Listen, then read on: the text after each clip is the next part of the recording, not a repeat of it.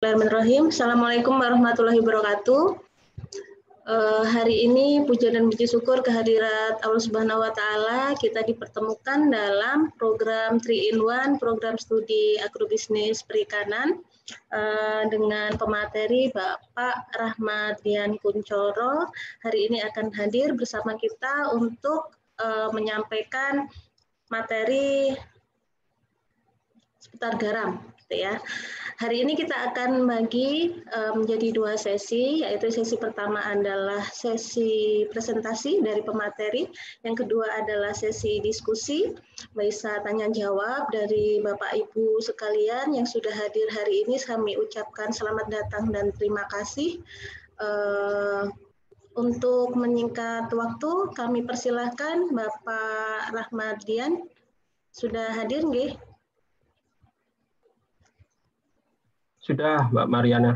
Oke, sebelum kita mulai, saya akan bacakan sekilas berkaitan dengan CV Bapak Rahmat Dian.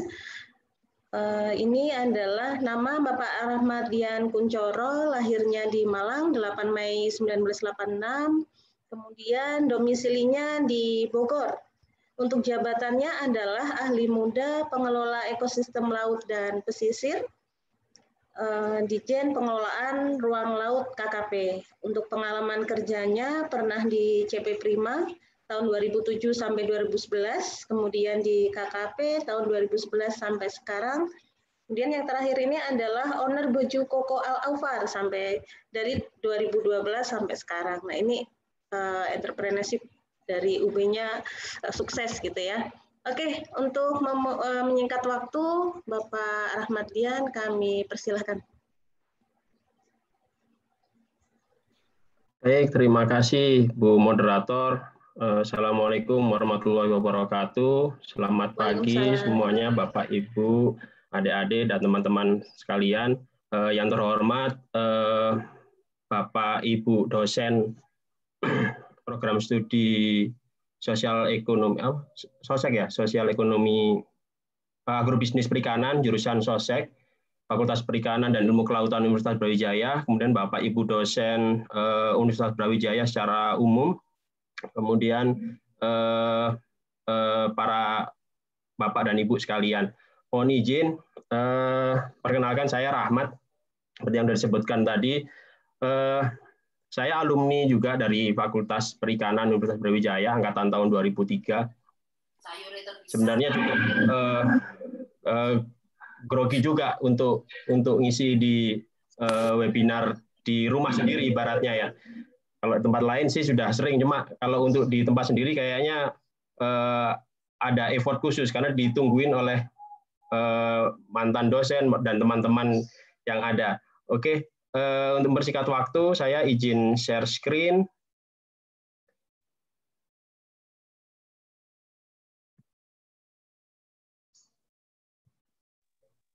Sudah, silakan. Sudah, nggih.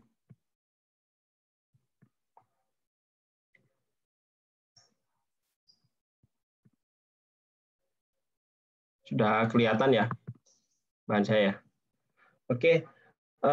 Karena yang diminta oleh pihak panitia ini, saya rasa juga saya bingung untuk menjelaskannya ya, karena mintanya detail, tapi kalau lihat dari pesertanya dan dilihat dari mata kuliah yang pernah diajarkan di Fakultas Perikanan, sebenarnya sangat minim untuk membahas garam. Jadi alangkah baiknya kita bahas mulai dari nol, mulai dari awal-awal aja tentang gambaran umum apa itu garam.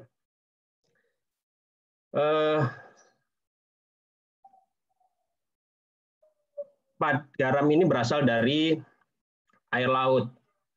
Nah, di dalam 1 liter air laut dengan BE itu kadar kekentalan atau kadar garam di dalam air laut itu mengandung 38,45 gram mineral garam-garaman.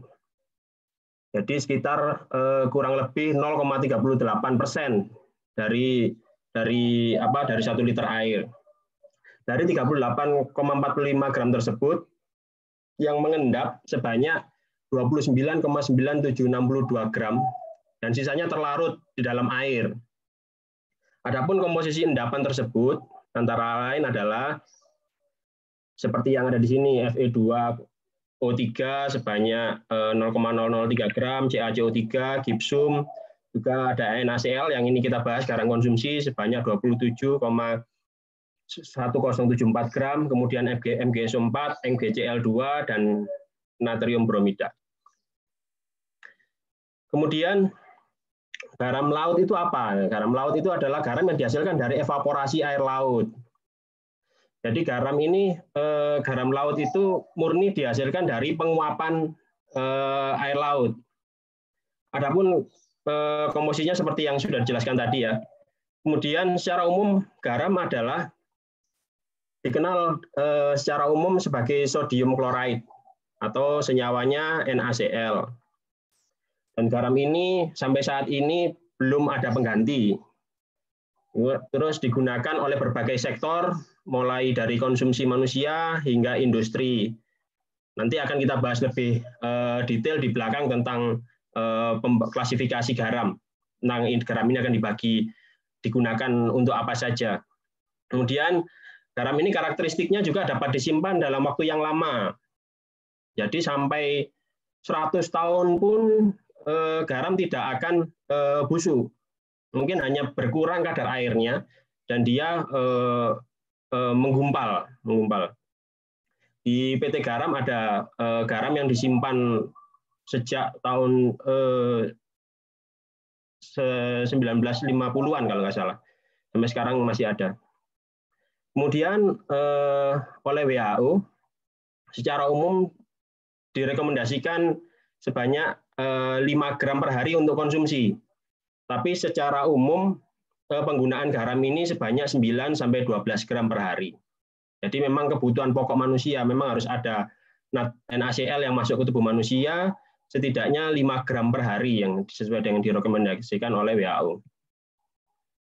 Kemudian bagaimana sih produksi garam? Sebelum ke produksi garam kita lihat bahwasanya ini adalah kabupaten kota penghasil garam di Indonesia. Ya kurang lebih sebanyak inilah. Mulai dari Aceh, kemudian Banten, kemudian Jawa Tengah, kemudian Jawa Barat, kemudian di Jawa Timur, kemudian ada di Bali, Gorontalo, Sulawesi Selatan, Sulawesi Barat, Nusa Tenggara Timur. Dan sebenarnya masih ada lagi di Jogja, tapi karena produksinya belum signifikan tidak saya masukkan di sini. Dan ini kabupaten kota ini semakin hari semakin bertambah. Termasuk di daerah Kalimantan Utara itu juga ada produksi garam menggunakan metode-metode khusus. Yang ini belum saya masukkan di sini karena jumlahnya sangat banyak. Nah, ini beberapa metode produksi garam di Indonesia. Yang pertama, yang paling banyak di Indonesia adalah produksi garam di lahan tambak. Ini paling banyak komposisinya. Kemudian yang kedua adalah di garam rebus. Garam rebus ini ada berbagai macam jenis. Garam rebus ini ada yang dari air laut, kemudian direbus menggunakan kuali yang seperti ini. Itu direbus sampai menjadi garam. Ada juga garam rebus yang di sebelah kanannya ini garam rebus dari garam yang sudah ada, kemudian dicairkan, kemudian direbus lagi. Ini garam rebus juga. Kemudian di gambar yang kiri bawah, itu garam rebus yang dari sumur. Jadi air yang dari sumur ini, yang di bawah itu, kemudian disiramkan ke tanah, kemudian tanahnya disaring sampai keluar air garamnya, terus direbus. Nah, ini beberapa metode untuk garam rebus. Kemudian ada juga garam kusamba dari Kelungkung. Yang ini modelnya sama seperti evaporasi total ya. Jadi air garam ditaruh di semacam meja gitu, dibiarkan sampai dia membentuk kristal garam. Nah, ini yang selanjutnya adalah garam amet. Ini garam amet ini sama modelnya, evaporasi total. Jadi air garam ditaruh di sebuah wadah. Kalau ini wadahnya bisa bambu, bisa dari kayu. Kemudian dijemur begitu saja sampai dia membentuk kristal garam. Selanjutnya adalah garam sabu. Nah, garam sabu ini yang di atas, kiri atas ini dari daun lontar. Prosesnya sama, evaporasi total. Air garam ditaruh, air laut ditaruh di atas daun lontar, kemudian dijemur sampai keluar kristal garamnya. Ada juga garam kima, jadi ada di sini sabu juga. Jadi sama seperti garam lontar, air garam ditaruh di atasnya kima, kemudian dijemur sampai keluar garamnya. Kemudian ada garam bledukuwu. Bledukuwu ini garam yang cukup unik, karena ini ini ada di Grobogan, Purworejo ya, Grobogan. Ini berasal dari panas bumi yang di Grobogan ke sana kan ada kayak semburan air panas itu semburan gas panas, mohon maaf. Nah, itu kemudian lumpur-lumpurnya itu ketika disaring dia bisa membentuk kristal garam. Dan disaring pakai air, kemudian airnya dijemur, dia bisa keluar kristal garam. Dan juga yang bawah ini adalah garam krayan. Bawah ini semuanya garam krayan. Ini ada di Kalimantan Utara. Ini adanya di gunung. Di gunung. Jadi di salah satu gunung di Kalimantan Utara sana, air sumurnya itu sudah asin. Cara pembuatan garamnya, airnya diambil, ditimba, kemudian direbus sampai keluar kristal garamnya, kemudian dijemur. Jadi ini seolah perpaduan dari metode-metode yang sudah ada di Indonesia ya, mulai pengambilan air, dijemur, kemudian direbus, kemudian dijemur lagi. Itu sekilas produksi garam di Indonesia. Nah, kita lebih fokus karena di Indonesia ini dominan produksi garamnya ada di lahan. Adapun syarat produksi garam di Indonesia ini antara lain meliputi curah hujan, kontur lahan, struktur tanah, dan akses sumber laut. Sebagai informasi bahwasanya di Universitas Brawijaya, yaitu oleh tim PSPKUB, Pusat Studi Kelautan dan Pesisir Universitas Brawijaya, saat itu pernah membuat sebuah indeks untuk menghitung daerah tersebut layak atau tidak untuk produksi garam. Nah, seperti ini. Jadi timnya Pak Andi Kurniawan dan kawan-kawan sempat membantu kami untuk membuatkan indeks metode indeks kesesuaian garam namanya IKG. Nanti bisa teman-teman download di internet, di jurnal UB itu sudah keluar ini tentang metode IKG ini. Jadi semua parameter kelayakan suatu daerah untuk memproduksi lahan sudah tertulis semua di sana.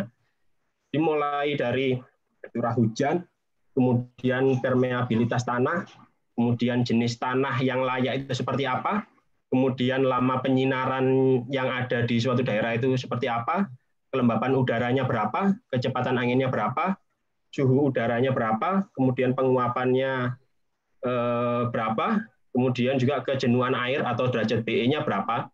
Itu nanti semua ada koefisiennya. Jadi nanti di skor. Nah, ini teknik penghitungannya. Jadi suatu daerah itu dikatakan dia bisa memproduksi garam atau tidak di Indonesia itu dengan teknik penghitungan seperti ini. Adapun nanti kalau di atas nilainya 80% berarti dia sangat sesuai, kemudian cukup sesuai dan seterusnya. Ini salah satu contoh penghitungan di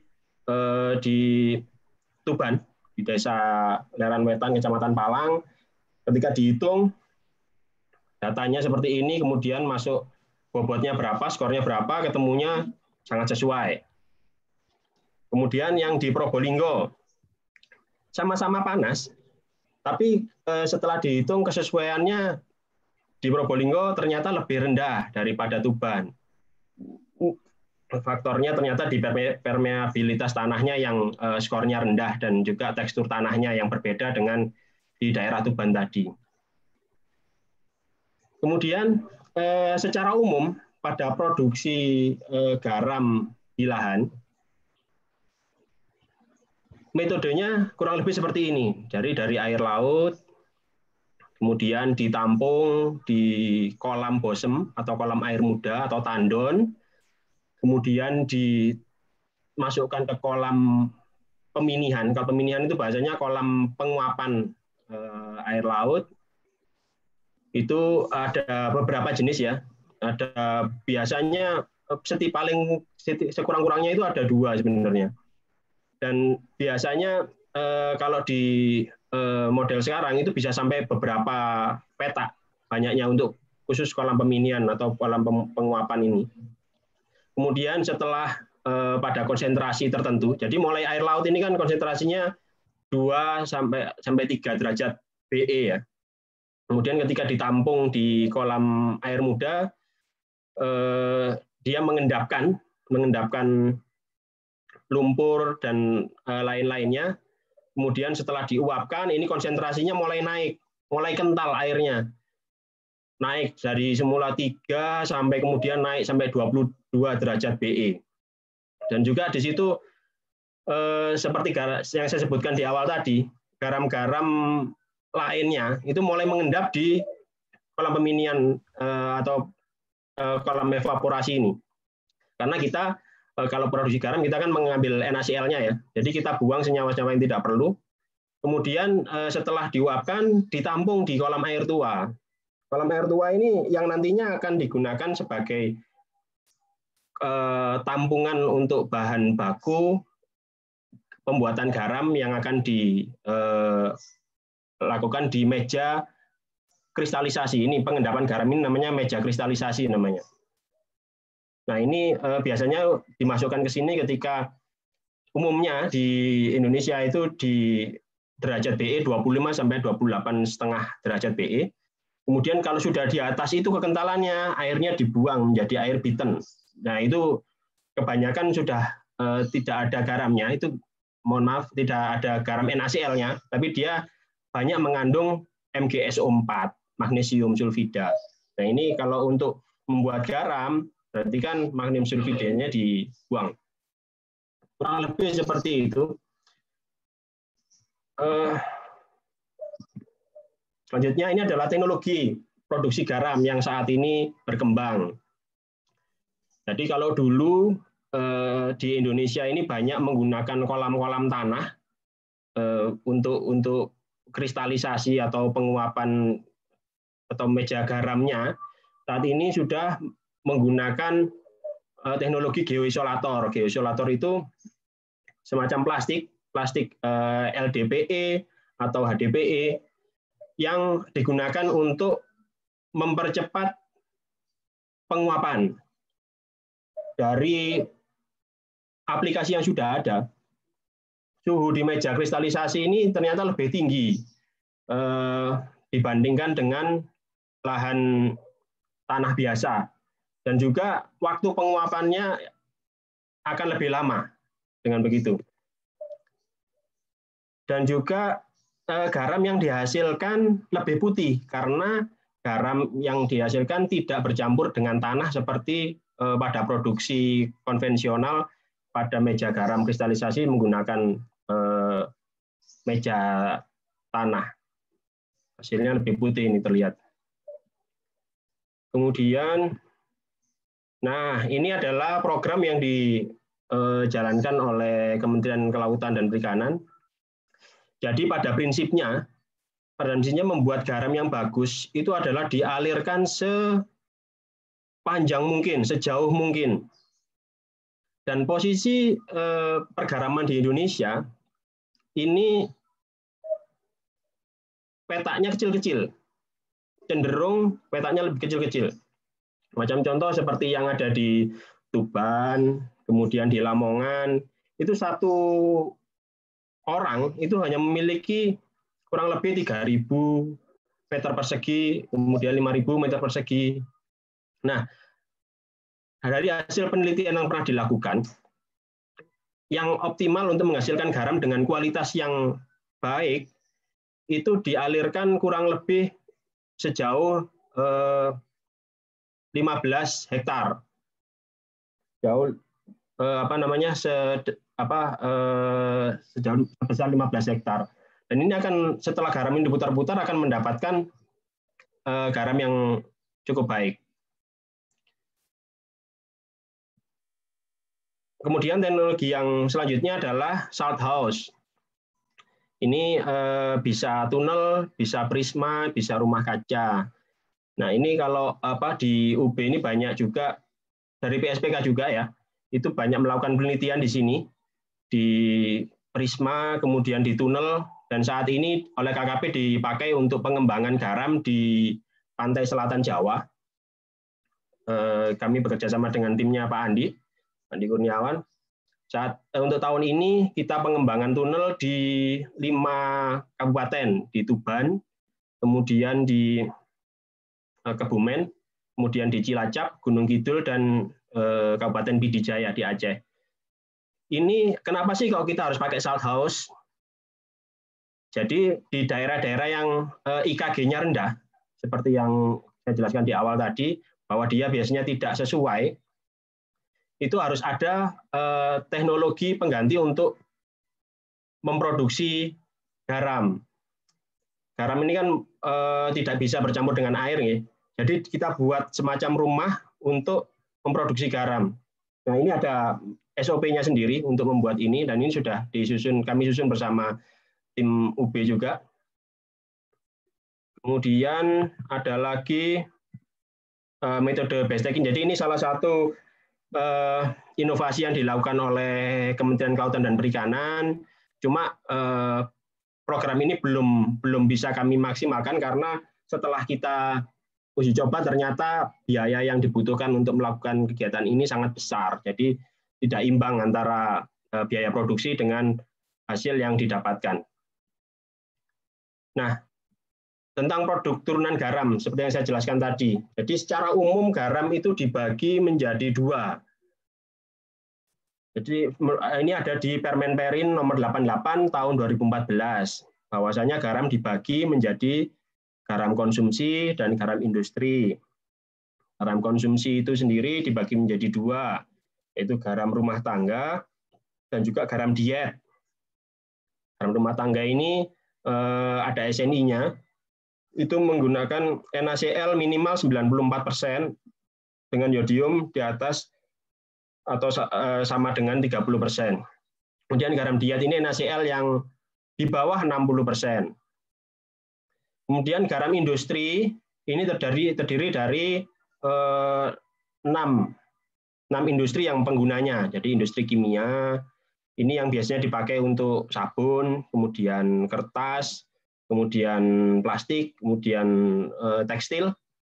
Kemudian ada industri aneka pangan, yang ini kita pakai buat yang biasa dipakai buat makanan-makanan ringan, kemudian mie instan dan sebagainya. Kemudian juga ada garam untuk industri farmasi. Industri farmasi ini seperti cairan infus. Kan kalau misalkan kita sakit, itu ada infus, itu kan biasanya NaCl ya, yang dipakai itu NaCl murni. Ya, ini itu berasal dari garam juga yang dicairkan. Kemudian cairan pembersih darah itu tadi. Kemudian ada garam murni yang biasanya digunakan untuk di lab. Kemudian ada juga dipakai untuk industri perminyakan. Ini untuk pengeboran minyak. Jadi pengeboran minyak itu menggunakan garam juga untuk mempercepat pengeborannya. Kemudian ada industri penyamakan kulit. Kemudian ada ini biar kulitnya awet, menggunakan garam. Kemudian ada industri water treatment, ini untuk penjernihan air. Nah, ini saat ini paling banyak diaplikasikan di NTB. Jadi di Pulau Lombok sana PDAM-nya sudah mengurangi banyak kaporit dan kemudian disubstitusi dengan garam untuk penjernih airnya. Nah, kurang lebih secara umum pengguna garamnya seperti ini. Jadi garam juga dipakai untuk pupuk ya. Ini gambaran bagaimana produksi garam dunia dan posisi di Indonesia. Di penghasil garam terbesar di dunia itu adalah di Cina. Dan kemudian yang kedua adalah Amerika. Nah, ini pemasok garam, nilai ekspor garam berbagai negara. Yang paling besar ternyata di Belanda. Belanda ini unik. Dia tidak lautnya cuma sedikit, tapi dia punya nilai ekspor paling besar. Nah, ini tantangan pergaraman di Indonesia. Tantangan pergaraman di Indonesia ini salah satunya adalah ketersediaan lahan produksi. Jadi Bapak Ibu sekalian, kalau dihitung kebutuhan garam nasional ini kurang lebih 4 juta ton per tahun. Sedangkan lahan yang kita punya itu adalah 30.000 hektar, di mana per hektarnya itu hanya mampu menghasilkan kurang lebih, anggap aja rata-rata 100 ton per hektar. Berarti kita dapatkan angka 3 juta ton, tapi pada kenyataannya tidak semua bisa kita pukul rata 100 ton per hektar, karena mengingat musim dan juga tidak semua daerah menerapkan teknologi produksi yang sama. Jadi ketika per tahun lalu itu kita Indonesia cuma bisa menghasilkan 1,8 juta ton saja. Sisanya ya dari impor. Tantangan pertama adalah itu. Yang kedua, kelembagaan dan pola usaha masih individual dengan lahan dan pembiayaan terbatas. Jadi mau tidak mau kita harus mengakui bahwasanya kualitas garam di Indonesia ini masih beragam. Mulai yang jelek ada, yang setengah bagus ada, yang bagus ada, yang bagus ada. Karena apa? Karena memang prosesnya masih sendiri-sendiri. Makanya kemudian KKP menginisiasi program integrasi lahan, di mana lahan-lahan yang kecil-kecil itu kemudian dijadikan satu dalam satu sistem produksi untuk menghasilkan garam dengan kualitas yang sama-sama bagus. Jadi lahan-lahan yang dulunya memproduksinya KW, kalau di istilah di garam itu kualitas itu KW ya, KW1, KW2, KW3, yang paling bagus KW1, yang paling jelek KW3 kalau menurut SNI, dan juga ada di bawahnya KW3 juga ada.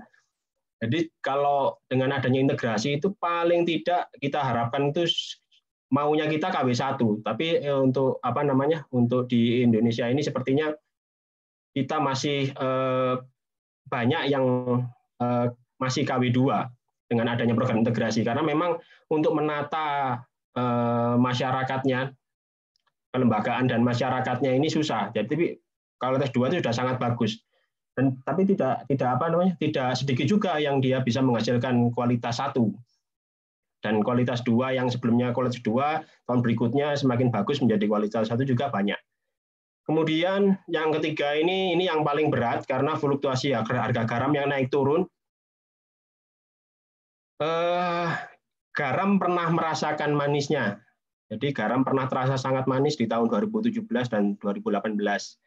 Di mana petambak-petambak garam yang sebelumnya ini dipikir-pikir bahkan seolah-olah tidak akan mungkin naik haji atau umroh, itu mendadak tahun 2017-2018 dibukakan pintu rezeki oleh Gusti Allah untuk dia dapat rezeki banyak dari penjualan garam. Dari garam yang semula harganya 25, kemudian 50 sampai 100 rupiah per kilo, naik melejit sampai harga 4.000, sempat menyentuh angka 4.000 rupiah per kilo. Nah, ini adalah tahun-tahunnya petambak garam saat itu, 2017-2018.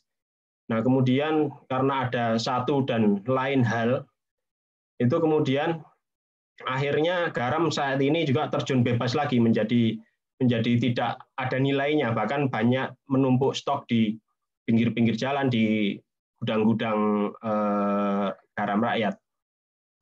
Kemudian terjadi polarisasi ekonomi. Polarisasi ekonomi ini adalah polarisasi sektor hulu hilir. Jadi saat ini banyak kita masih berpikiran mengerjakan hulu sendiri, hilir sendiri. Jadi posisinya kayak gini, sama seperti apa ya? Seperti petani-petani yang lain ya, komoditas lain ya. Jadi dia petambak ini dia menjual garam dengan harga misalkan 200 sampai 500 rupiah lah per kilo. Bapak ini memproduksi di lahan menjualnya dengan harga segitu. Tapi di rumah istrinya membeli garam di toko itu harga 10.000. Ada sebuah sebuah margin yang cukup besar antara sektor hulu dan hilir yang ini berdampak pada penguasaan sektor yang menguntungkan pada pihak-pihak tertentu. Kemudian dari 10.000 ke 500 ini ada selisih 9.500, atau mungkin terlalu tinggi ya kalau harga 10.000, karena sekarang harga garam juga sudah mulai turun. Itu mungkin sekitar 5.000 lah. 5.000 berarti ada 4.500 yang itu dinikmati oleh pihak-pihak tertentu saja, oleh pihak-pihak hilir. Sementara produsennya mendapatkan harga yang sangat rendah. Karena ini kita melihat adanya ketidakberdayaan pelaku sektor hulu. Di petambak ini diposisikan dari sejak zamannya Belanda dulu, diposisikan untuk memproduksi saja. Sama seperti petani tebu, kemudian petani-petani lainnya, yang dia memang diposisikan untuk kamu produksi aja. Bagian kalian adalah produksi saja. Nanti yang mengolah kemudian menjual itu bagiannya kaum-kaum yang lebih bermodal.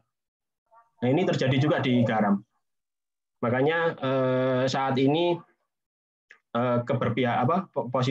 posisi garam sedang tidak berpihak kepada petambak garam. Kemudian apa yang KKP coba kita sampaikan untuk solusinya ya. Kita akan salah satunya kita menginisiasi adanya sentra ekonomi garam. Jadi sebelum kita ngomong sentra ekonomi garam, kita lihat ini gambarannya.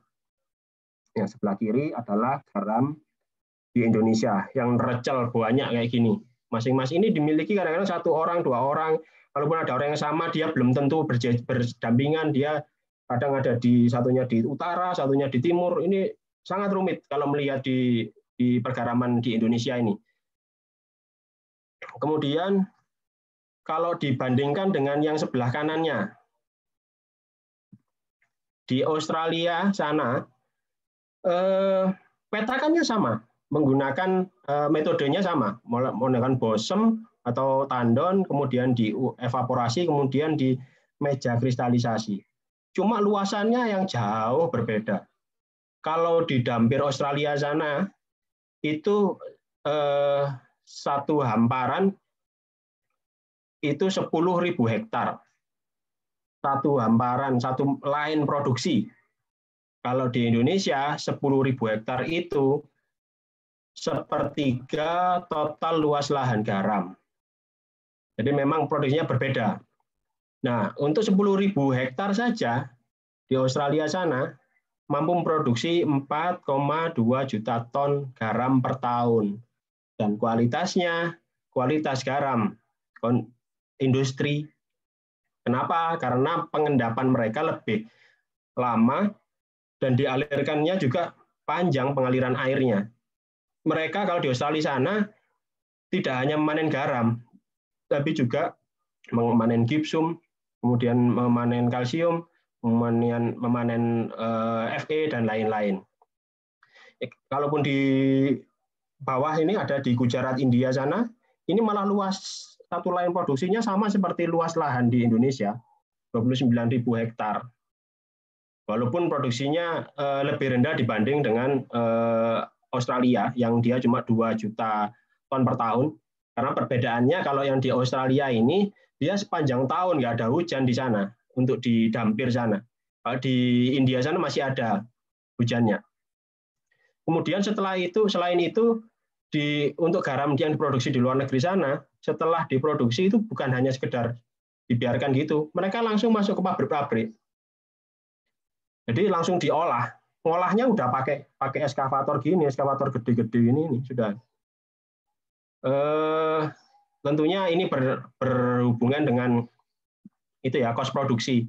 Jadi semakin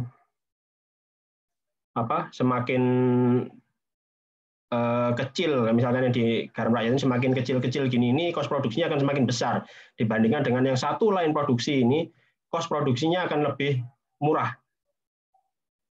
Nah ini seperti yang saya jelaskan di bawah ini, produksi efisien, homogen, harganya rendah. Kalau di garam rakyat belum efisien. Itu yang lahan ya. Belum lagi kalau modelnya model rebus. Model rebus itu contohnya kalau misalkan di Aceh ya. Di Aceh itu modelnya dia harus mendatangkan biang. Biang itu garam dari Madura, dikirim ke Aceh sana. Kemudian garam itu dicairkan dengan air laut, kemudian direbus lagi untuk menghasilkan garam yang baru. Ini proses produksinya membutuhkan cost produksi lumayan banyak, lumayan besar. Karena berapa kali kerja itu, udah beli, dan direbus, kemudian baru di packing, lebih banyak lagi. Ini yang mendasari perbedaan harga di garam kita di Indonesia dengan garam impor. Kemudian kita akan dengan adanya sentra ekonomi kita memikirkan kita akan menggarap volume atau value. Ini sebuah pilihan. Nah, ini ilustrasi konsep sentra ekonomi garam. Jadi mulai tahun 2016 KKP ini sudah menginisiasi adanya integrasi lahan. Cuma di tahun 2016 karena saat itu La Nina, jadi sepanjang tahun hujan kita tidak bisa memproduksi garam waktu itu, yang berdampak pada tahun 2017 harga garam naik nggak karu-karuan. Bagusnya efek bagusnya seperti itu. Nah, integrasi lahan ini yang seperti saya jelaskan di atas tadi baru bisa diimplementasikan di tahun 2017. Tujuan dari integrasi lahan ini adalah bukan hanya menyatukan pola produksi saja, tapi juga menyatukan para petambak garam. Jadi diakui atau tidak, petambak garam di Indonesia ini kadang-kadang saling bersaing antara satu dan satunya. Yang dibuat jor-joran itu adalah biasanya berapa banyak tonase yang diproduksi oleh masing-masing petambak. Mereka kadang-kadang dengan adanya kebiasaan seperti itu, akhirnya kualitasnya tidak terjaga. Karena saking asiknya, pokoknya garuk, jadi kalau garam itu kan idealnya dipanen 10-14 hari setelah di meja kristalisasi tadi, di meja yang paling akhir. Tapi karena mereka jor-joran ingin segera panen, itu biasanya 3 hari, 4 hari, 5 hari udah digaruk sudah. Dipikir dengan begitu tonasenya akan banyak. Ya bisa jadi memang tonasenya banyak, cuma kualitasnya tidak sebagus dibanding dengan garam-garam yang diproduksi pada 10-14 hari. Dan juga pada integrasi lahan ini, ternyata ketika diimplementasikan, terjadi kenaikan produksi yang cukup signifikan. Jadi ketika ini tambak garam yang ada di satu titik integrasi ini dijumlahkan total produksinya pada tahun sebelum integrasi, dibandingkan dengan setelah integrasi, ternyata jumlah kenaikannya bisa sampai 2 kali lipat produksinya dengan kualitas yang bagus. Makanya kemudian banyak petambak yang minta lahannya diintegrasikan. Cuma ya itu tadi, tantangannya jika ada petambak yang minta, dia lahannya kan kurang dari 15, kemudian ngajak temannya masih pikirannya masih sama seperti pola pikir yang lama, akhirnya ya dia nggak bisa mencari teman, akhirnya nggak dapet. Ya begitu itulah permasalahan di pergaraman di Indonesia. Kemudian dari integrasi lahan ini, KKP juga ada program namanya Gudang Garam Nasional. Mulai tahun 2016 sampai tahun 2019, KKP sudah membangun 24 gudang garam nasional, kapasitas 2.000 ton, 2.000 sampai 2.500 ton, yang ini digunakan untuk etalase pergaraman di masing-masing lokasi. Nah, dengan adanya GGN, kita yang punya Gudang Garam Nasional itu GGN, kita mencoba untuk melembagakan. Jadi kan dari integrasi tadi menyatukan orang-orangnya, kemudian kita lembagakan dalam bentuk koperasi atau BUMDes, kemudian kita naikkan levelnya di tingkat Gudang Garam Nasional. Garam Nasional ini adalah lanjutan dari integrasi. Baik integrasi maupun Gudang Garam Nasional itu dikelola oleh koperasi. Jadi kita tidak lagi ada intervensi dari KKP atau maupun dinas setempat untuk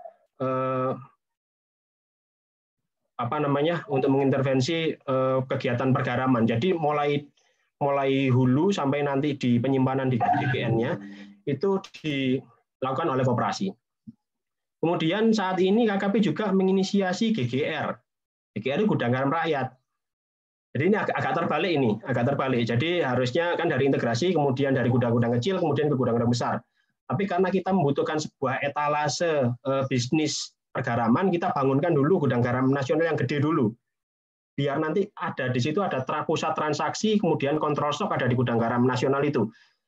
Kemudian kita kembali lagi ke GGR. Jadi gudang-gudang rakyat atau gudang-gudang petambak yang ada di tambak, misalkan, kemudian ada di itu kita bangun juga jaringannya. Jadi mulai lahan, kemudian di gudang-gudang garam rakyat, sampai dengan Gudang Garam Nasional, ini jadi satu proses. Proses kita namakan proses on farm. Jadi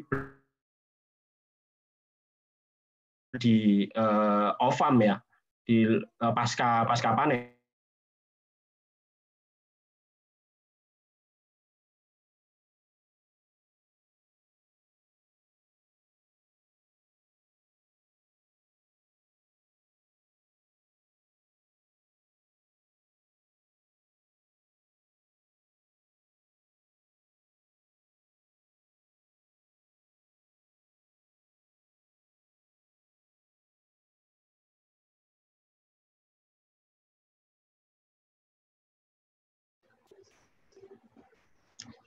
Kayaknya trouble nggih Pak Rahmat nggih.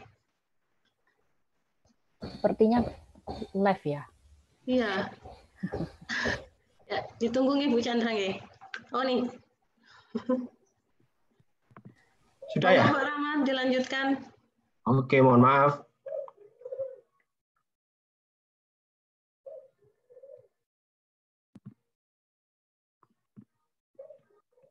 Oke. Tadi saya sampai sini ya, on farm dan off farm ya. Tadi baru sampai di on farm. Kemudian KKP selain on farm, kita juga menginisiasi adanya off farm. Jadi pasca panen itu yaitu berupa unit pengolahan. Unit pengolahan. Jadi ini dari gudang garam yang 2.000 ton tadi, ada lagi gudang garam yang lebih gede lagi untuk menampung garam-garam yang diproduksi lahan integrasi dan rakyat, untuk kemudian disandingkan dengan untuk mensupport unit pengolahan garamnya. Unit pengolahan garamnya. Kemudian selain itu juga kita buatkan Learning and Business Center. Tujuannya adalah untuk menaikkan kapasitas petambak garamnya. Di situ ada tempat uji kompetensi Jadi kita sudah ada SKKNI, mohon maaf, KKNI tentang produksi garam dan juga perancang desain lahan. Jadi petambah sekarang ini sudah banyak yang tersertifikasi sebagai tenaga ahli yang kompeten di bidang produksi garam dan juga desain perencana lahan. Kemudian ini ilustrasi konsep sentra ekonomi garam, mulai dari tambak, kemudian dimasukkan kepada GGN, kemudian dari GGN diarahkan ke GGN yang lebih besar lagi, kemudian dimasukkan ke pabrik pengolahan garam. Kemudian dari pabrik ini kita memproduksi garam-garam yang umum, seperti yang di bawah ini. Kemudian ada garam-garam yang khusus, dan juga ada garam bahan baku lainnya. Adapun ini keterlibatan stakeholder pada on-farm dan off-farm, yaitu kita bagi menjadi beberapa stakeholder. Yang pertama, pemerintah pusat, ini lebih ke pengaturan regulasi dan pendanaan teknis untuk beberapa kegiatan yang besar. Kemudian untuk Pemprov nanti lebih ke teknisnya, cuma lebih global ya karena sifatnya provinsi, yaitu di Learning Business Center tadi, kemudian penyediaan lahan dan sarana penunjang lainnya, kemudian pembuatan regulasi regional. Ini contohnya gini, yang di NTB saat ini, mereka mengeluarkan regulasi tentang bahwa mereka meminta supaya memprioritaskan penggunaan garam di wilayah NTB sendiri. Yang sudah jalan ini di Bima dan di Lombok Barat. Jadi untuk ASN atau PNS, suplai garamnya dari garam-garam setempat. Nah, ini diatur oleh regulasi regional. Kemudian penyertaan modal, ini lewat BUMD atau bank-bank daerah lainnya. Kemudian membantu dukungan pemasaran untuk Pemprov. Kemudian Pemkab, pelaksanaan kegiatan integrasinya, seperti yang saya jelaskan tadi. Kemudian pembangunan sarana penunjang, kemudian penyertaan modal opsional lewat BUMD atau bank-bank daerah lainnya, kemudian regulasi regional per kabupaten kota dan dukungan pemasaran. Kemudian juga ada peran swasta di sini.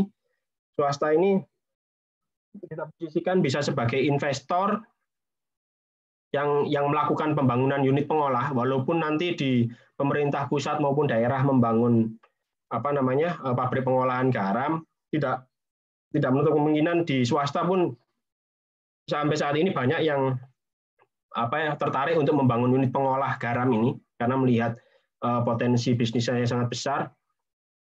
Kemudian juga lembaga permodalan ini adalah penyediaan skema modal usaha dan produksi. Oke, nah ini yang saya sampaikan tadi sekilas tentang SNI di bidang pergaraman. Jadi kita sudah punya SNI yang cukup banyak. Dan sebagai informasi, SNI ini sedang kami lakukan kajian. Apakah benar dengan natrium klorida atau NaCl sebesar ini sudah memenuhi kebutuhan manusia. Padahal kalau kita pikir garam diet itu aja di bawah 60% ya. Ini kenapa untuk garam konsumsi biasa sampai 94%. Ini yang akan menjadi sebuah tantangan tersendiri buat pergaraman kita, karena image-nya pihak-pihak pengguna garam itu maunya petambak garam kita itu memproduksi sudah minimal 94%. Nah, ini kan sebuah paradigma yang perlu diperbaiki.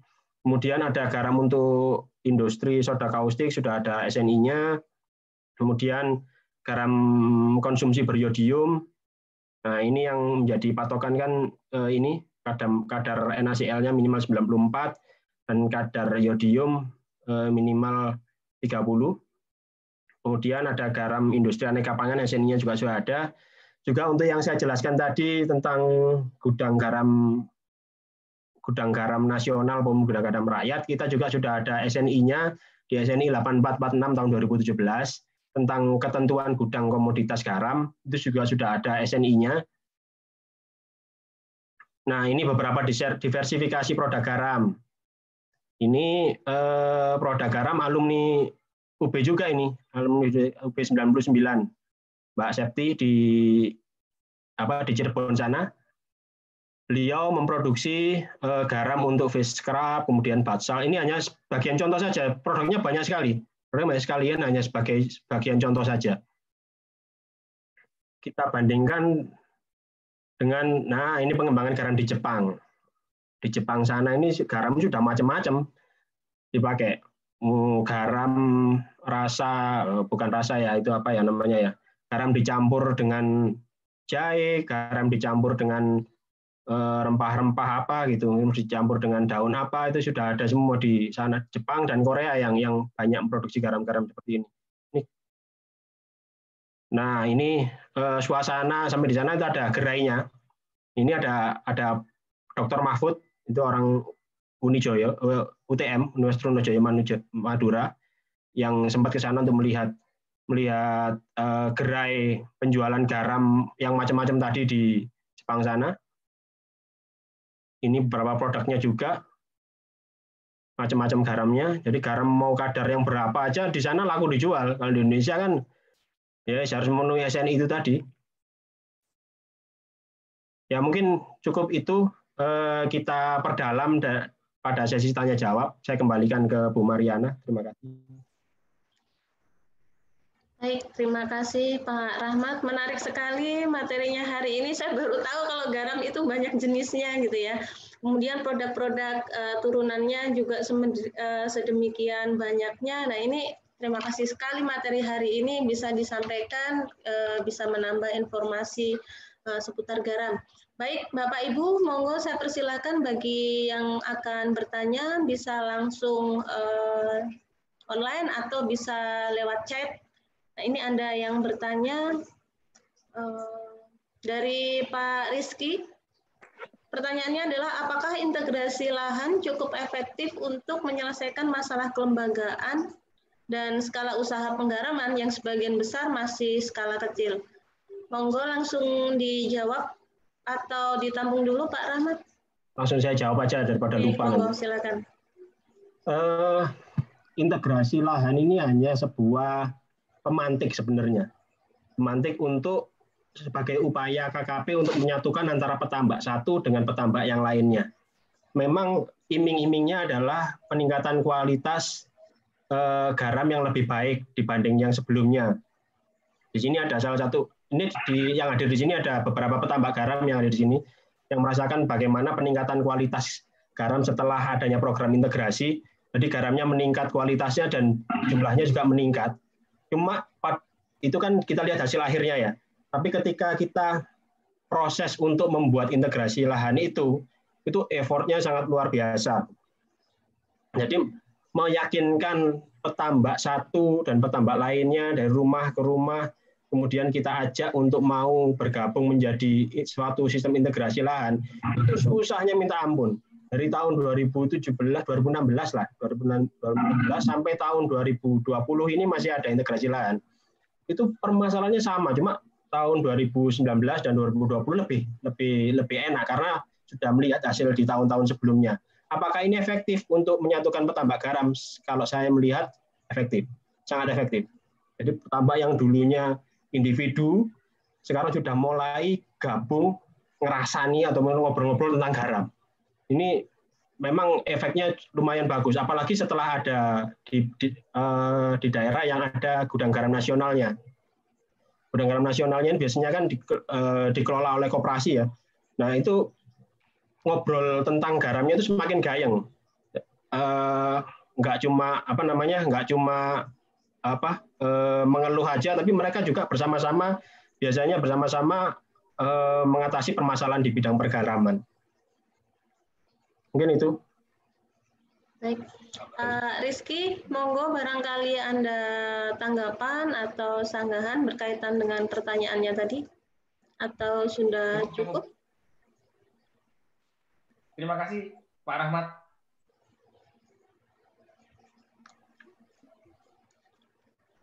Sampun Pak Rizky?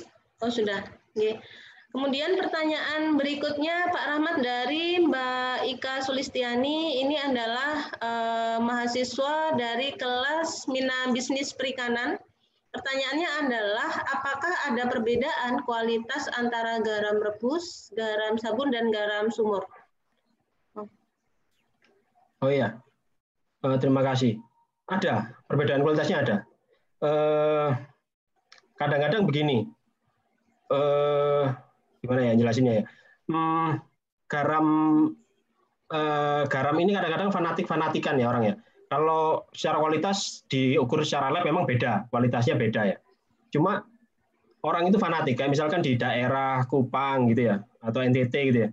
Ada garam dengan kadar NaCl lebih bagus, dan di daerah mereka ini kadarnya lebih rendah, ibaratnya. Tapi mereka tidak akan pernah mau pakai garam yang dari luar daerahnya mereka. Karena udah fanatik dan memang menurut lidah mereka rasanya akan berbeda dibandingkan garam-garam yang sudah masuk pabrik ya. Kayak di Kupang sana itu garam dibungkus pakai daun daun jagung. Itu dihargai 10.000 kalau nggak salah satu tempat gitu ya. Dibandingkan dengan garam yang dibandingkan dengan garam yang produksi pabrik, garam mereka itu ya kurang lebih ya lebih mahal kalau kita lihat. Tapi kalau nggak makan garam itu, mereka kayak nggak makan garam, nggak makan tanpa garam gitu. Bahkan ada namanya kalau di mungkin bahasa asam garam kehidupan itu mungkin ada dari sana. Kalau di NTT di Kupang sana itu benar-benar saya lihat anak kecil tuh makan asam dicampur sama garam, kemudian di mut gitu, di mut itu bahasa Indonesianya apa? Dikulum gitu itu. Ya itu memang tradisi ya. Kalau dari sisi kualitas pasti beda. Garam rebus, garam yang produksi pabrik dan lain-lainnya itu kualitasnya beda. Mariana. Oke. Baik, itu lagi barangkali ada Bapak Ibu yang lain. Tadi ada 2 penanya dari Pak Rizky dan dari Mbak Ika Sulistiani. Monggo barangkali ada pertanyaan yang berkaitan dengan garam ini tadi. Sambil nunggu dulu ya Pak Rahmat, ini sebenarnya saya dari dulu ini penasaran sekali gitu ya. Melihat tadi potensi di daerah-daerah yang Bapak sampaikan itu kan sangat tinggi gitu nih. Banyak gitu daerah-daerah penghasil garam di Indonesia. Nah, ini permasalahan apa yang menyebabkan kita ini masih impor gitu nggih. Banyak sekali garam ini kemarin petani lokal juga garamnya banyak yang disimpan karena harganya terlalu anjlok, kita justru impor garam itu dari luar. Itu yang pertama. Yang kedua, mungkin di sektor-sektor yang sudah Bapak jelaskan tadi, ini yang paling banyak garam apa ini yang diproduksi? Gitu. Mungkin itu. Nah, ini ada yang bertanya lagi. Pertanyaannya kayaknya sama seperti Mbak Mariana. Iya. Ya, sebagai informasi saja bahwa kalau kebutuhan industri, benar-benar industri, itu memang membutuhkan garam dengan kadar NaCl di atas 97%. Nah, nanti garam tersebut akan dipecah lagi oleh mereka. Kayak misalnya industri PVC ya, mereka akan memecah unsur senyawa NaCl itu menjadi Na dan Cl-nya.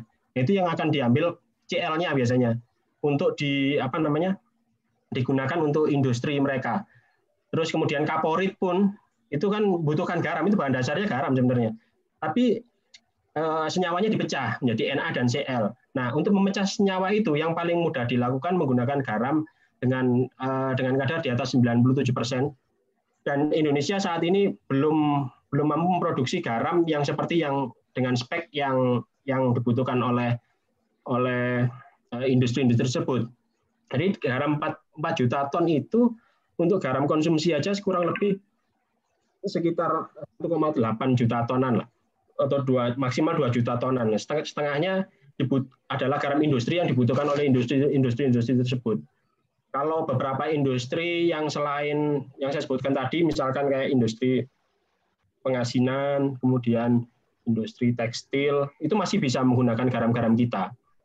Cuma yang jadi permasalahan ya garam yang didatangkan ke Indonesia ini ternyata bukan hanya dipakai untuk industri-industri yang pengguna yang membutuhkan garam yang di atas 97% tadi aja, tapi juga kadang-kadang ya merembes ke garam-garam konsumsi atau garam yang bisa digunakan pada industri yang menggunakan garam lokal sendiri. Masalahnya di situ sih, lebih ke situ. Oke, ini juga ada pertanyaan. Terima kasih Pak Rahmat tadi sambil nunggu pertanyaan yang lain ya. Ini tadi juga ada impor gitu ya. Tadi sudah sama juga sepertinya sudah terjawab. Apakah dengan perkembangan teknologi, geoisolator, integrasi lahan garam, set house dapat mengurangi dan mengatasi masalah impor dan seberapa efektif penerapannya? Tadi sebagian besar sudah nggih. Kalau efektifnya mungkin Pak Rahmat seberapa efektif? Mohon maaf Bu Mariana, putus-putus, bisa diulangin pertanyaannya? Jadi tadi sudah dibahas berkenaan dengan masalah impor nggih, faktor-faktor kenapa kita masih impor di sana. Kemudian di Indonesia sendiri kan ada banyak teknologi industri garam seperti geoisolator dan seterusnya tadi. Nah, ini seberapa efektif untuk mengatasi masalah impor? Iya, terima kasih. Beberapa isu yang dilemparkan oleh para pengguna garam yang masih menggunakan garam impor itu sudah cukup banyak lah yang bisa dijawab dengan adanya program integrasi lahan. Jadi dari awal saya masuk KKP dulu, itu yang dihembuskan adalah masalah kualitas garam saja. Kualitas garam di Indonesia ini yang katanya jelek, kemudian garamnya kotor dan sebagainya, ini sudah terjawab dengan adanya teknologi geoisolator dan integrasi lahan. Jadi garam Indonesia sudah nggak kotor lagi dengan adanya geoisolator, warnanya lebih putih dan tidak bercampur dengan garam, dengan tanah, mohon maaf. Kemudian kualitasnya juga yang semula kualitasnya di bawah 85%, sekarang bisa minimal 85% atau KW3. Itu peningkatannya seperti itu Bu Mariana. Cuma isu pengguna garam ini kan semakin kita jawab itu semakin ada lagi dan ada lagi, karena memang permasalahannya ada di harga sebenarnya. Garam impor itu dengan kualitas yang saya sebutkan tadi 97%, per hari ini nyampe yang diimpor dari Australia sana itu nyampe di gudang Tanjung Perak sana harganya Rp700. Sedangkan garam itu NaCl-nya 97% ya. Kalau garam di Indonesia kualitasnya di kurang lebih 9 ya KW1 pun itu kan nggak sampai 97% ya. Itu ya ada sih yang di atas 97-98% itu ada, cuma jumlahnya nggak signifikan banyak. Jadi dianggap aja yang dominan di 94%-an aja lah. Itu harganya sekitar saat ini nyampe di gudang itu 450 sampai 500. Itu 500 sudah nggak ada kayaknya. Rp450 di gudang pengguna garam. Itu mereka harus mencuci lagi. Jadi ada cost lebih lagi yang untuk dikeluarkan oleh pihak pengolah garam itu. Jadi permasalahan memang di harga sih. Tapi kalau kita bisa mempunyai pabrik sendiri seperti yang akan diinisiasi oleh KKP ini, otomatis garam-garam yang diproduksi oleh petambak, karena marginnya tadi yang sangat tinggi tadi ya Mbak Mariana, yang Rp4.500 tadi, jika diambil 1.000 saja kita masih untung 3.500. 1.000 untuk pengolahan garamnya itu masih ada untung yang lumayan besar, yang itu akan dinikmati oleh petambak, karena kita konsepnya mulai dari hulu sampai dengan hilir itu dari, oleh, dan untuk petambak sendiri melalui kelembagaan koperasi maupun BUMDes. Jadi nanti ketika sudah ada keuntungan di pabriknya, balik-baliknya ya ke petambak lagi. Nanti share, karena petambak sebagai anggota koperasi kan pasti akan mendapatkan SHU-nya. Itu konsepnya seperti itu sih. Oke. Terima kasih Pak Rahmat.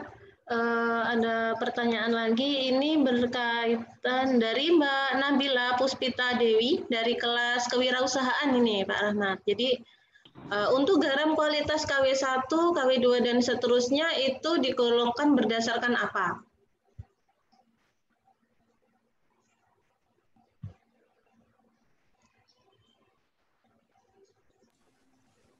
Masih mute, Pak. Mikrofon, nggih. Oke. Ini tadi sudah saya jelaskan di slide ini. Nah, ini penentuan kualitas 1, kualitas 2, dan kualitas 3 itu KW itu bahasanya, kualitas itu bahasanya KW.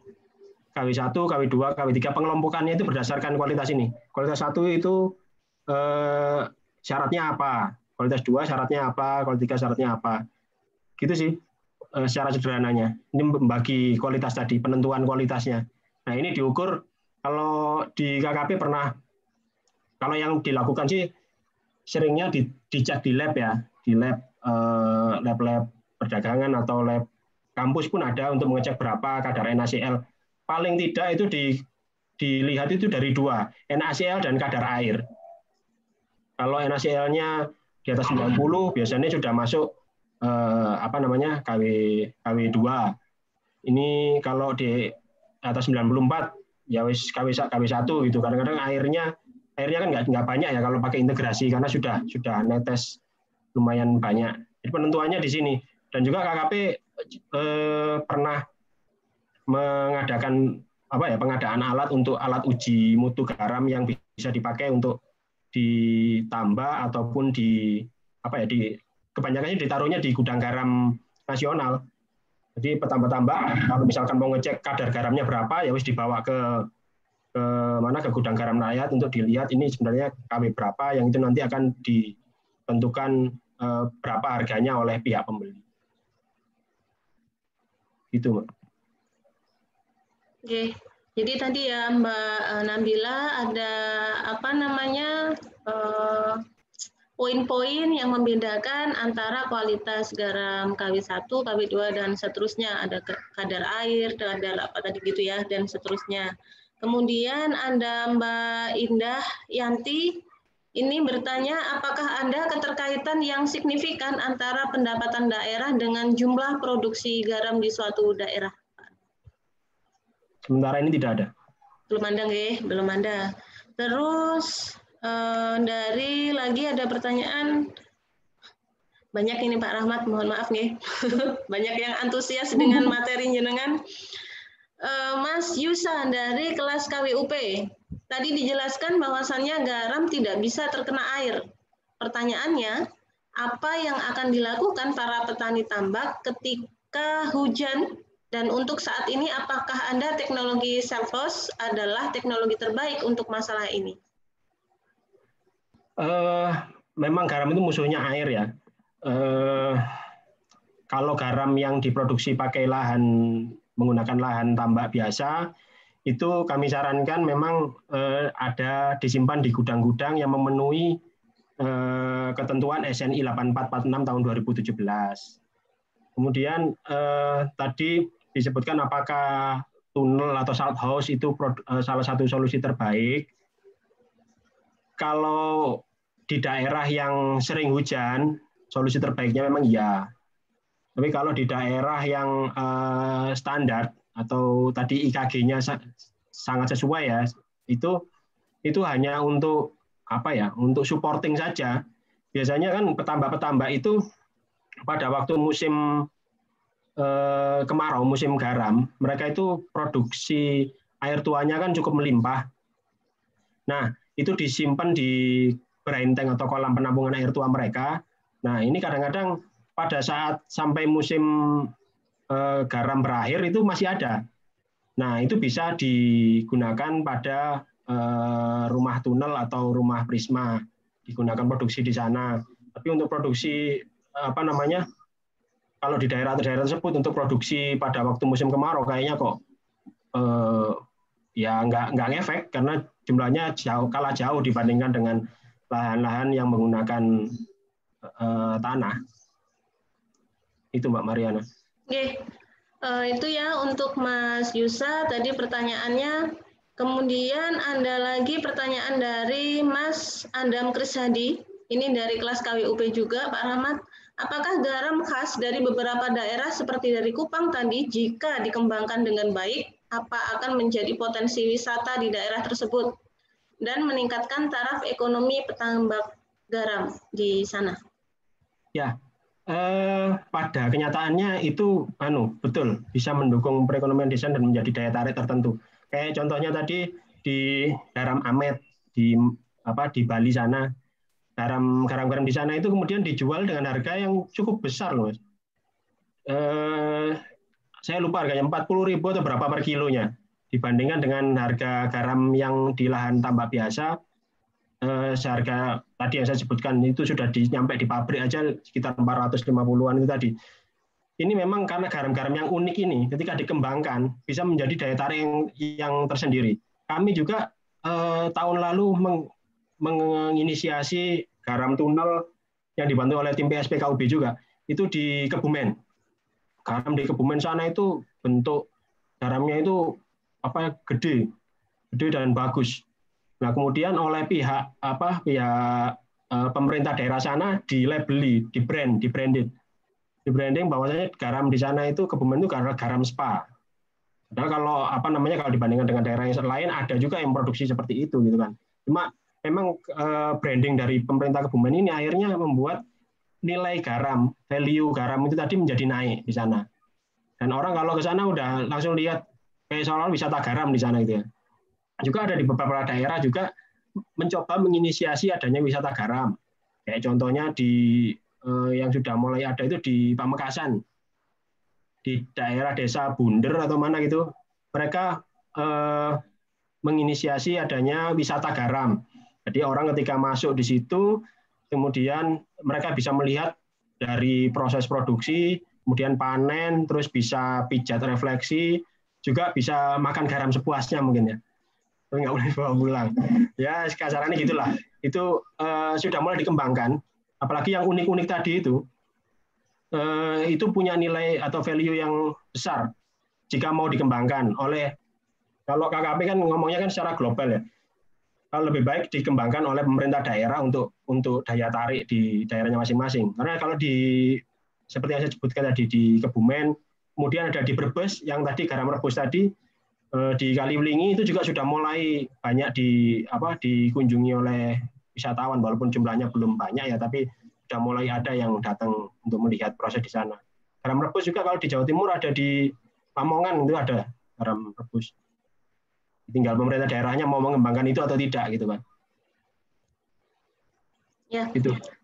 Seperti tadi ya Pak Rahmat yang Anda diversifikasi produk dari untuk spa dan lain sebagainya. Jadi kalau dikemas dengan bagus itu akan harga jualnya pasti ini gitu ya. Meningkat gitu. Itu untuk dari Mas Andam Krisadi tadi ya. Kemudian ada lagi pertanyaan dari Andika Hardiana, ini dari kelas Minam Bisnis. Pertanyaannya adalah bagaimana cara mencari pasar yang butuh supplier garam, sedangkan pesaing petambak garam di Indonesia sudah banyak. Ya, permasalahan saat ini itu adalah petambak garam sangat ketergantungan dengan pembeli dari pihak pengolah garam. Nah itu permasalahan yang klasik lah, sama seperti petani tebu pun sama permasalahannya. Jadi petani tebu itu kalau nggak ada pabrik gula ya sudah nggak bisa produksi, nggak bisa jual tebunya. Garam pun saat ini permasalahannya mirip-mirip seperti itu. Walaupun kalau garam masih ada pabrik-pabrik kecil atau UMKM pengolah garam di Pati, kemudian kalau di Jawa Timur ada di daerah Derajat, Sana Sunan Derajat, kemudian di Tuban itu ada pabrik pengolah. Jadi memang untuk mencari pasar ya mereka kita menggalakkan apa yang ada di masyarakat. Makanya KKP menginisiasi adanya pabrik pengolahan garam dengan konsep itu nanti disubsidi oleh pemerintah, kemudian dijalankan oleh koperasi. Koperasi kan isinya kan petambak juga. Kemudian itu nanti dipasarkan sendiri oleh koperasi. Jadi memang kalau kita tergantung dengan pihak-pihak pengguna garam, ini nggak akan selesai masalah-masalah garam ini. Kita hanya terus saja petambak ini menengadahkan tangan saja ke pihak pengguna garam itu. Tanpa ada solusi apapun, tanpa garamnya tidak diolah, tidak diapakan, ya wis trimo bongkoan lah bahasane. Wis mati uripku karo pengolah garam. Nah, ini kita mencoba mengubah mindset petambak garam ini untuk naik satu level di atasnya. Setelah kita udah ada GGN, kita coba inisiasi untuk membangunkan satu pabrik. Nah, harapan kami ketika kami sudah membangunkan pabrik sebagai pemantik, harapannya pemerintah daerah juga membangunkan pabrik-pabrik serupa untuk mengembangkan potensi garam di daerahnya. Nah, tahun ini kita bangunkan washing plant atau mesin pencuci garam itu di 5 daerah ya, di Pati, kemudian Indramayu, kemudian di Karawang, kemudian di Sampang, Gresik, dan Pasuruan. Kita coba itu sebagai pemantik saja. Nanti setelah itu pemerintah daerahnya mau mengawal itu atau tidak, atau bisa mengembangkan lebih luas lagi. Oke. Terima kasih Pak Rahmat. Kemudian Anda dari Pak Andi Isdianto, ini pertanyaannya adalah, dengan kondisi permasalahan yang ada, harga yang sangat tidak menguntungkan bagi petani garam dibandingkan dengan garam impor, apakah tidak lebih baik para petani garam menyerahkan lahan garamnya kepada pemerintah sehingga dapat dikelola semacam di Australia maupun di India, sehingga memberikan kualitas yang baik karena aliran garam yang luas areanya mendukung, gitu ya. Daripada dilihat dengan kondisi saat ini, di mana akar masalahnya adalah harga, penggunaan teknologi, dan pengolahan yang terkait dengan luas lahan. Ya, terima kasih pertanyaannya. Kalau dipikir secara gampang sih, kami juga pingin melakukan seperti itu juga. Cuma masalah terkait social engineering ini yang jadi momok buat kita semua ya. Untuk kegiatan integrasi lahan yang hanya 15 hektar saja, itu kita sudah sampai dalam tanda kutip berdarah-darah untuk meyakinkan petambak untuk mau menyerahkan lahannya. Itu pun mereka meminjamkan lahannya untuk diproduksi secara bareng-bareng. Sebagai gambaran aja, yang 15 hektar tadi, petambak yang biasanya bisa manen garam di lahannya sendiri, itu dengan integrasi lahan bisa jadi lahannya dia itu bukan ditempati untuk meja garam.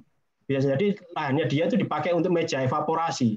Jadi dia panennya itu di meja yang lain, di punyanya temannya yang lain. Ini untuk meyakinkan mereka bahwa nanti pembagiannya, proporsionalnya seperti gimana, kemudian pola produksinya seperti apa, bagi hasilnya seperti apa. Itu mumetan dewe, ngeluhan dewe.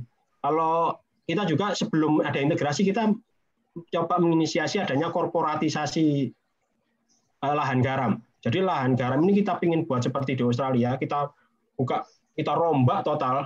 Jadi batas-batasnya kita patoki lah. Cuma lahan-lahannya itu kita rombak total, kemudian kita bangun lagi sesuai dengan